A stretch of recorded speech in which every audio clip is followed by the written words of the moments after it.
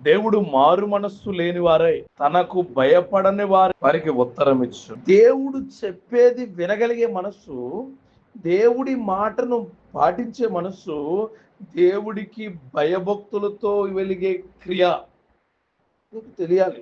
భయభక్తులు అంటే నాలుకను కాపాడుకోవడం, భయభక్తులు అంటే అబద్ధాలు చెప్పకపోవడం, భయభక్తులు అంటే మోసం చేయకుండా ఉండడం. అన్నీ కూడా ఈ అబద్ధాలు చెప్పడం, భయపడలేకపోవడం, మోసం చేయడం, ఇవన్నీ సాతాను సంబంధమైన. అలాంటి వారితో, అలా భయపడని వారితో దేవుడు మాట్లాడు. దేవుడు అంటే నిజంగా భయభక్తులు ఉన్న వ్యక్తి అవి ఘోరమైన పాపాలని వాటిని గుర్తించి లొంగకుండా చూసుకుంటాడు.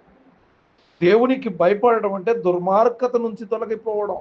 దేవుడి మీద భయభక్తులు ఉంటే జ్ఞానానికి ఆరంభం అనేది నువ్వు తెలుసుకో. ముందు దేవుని యందు భయభక్తులు లేకపోతే జ్ఞానము ఆరంభ దశలో కూడా ఉండదు, అసలు నీ దగ్గర చిగురించదు.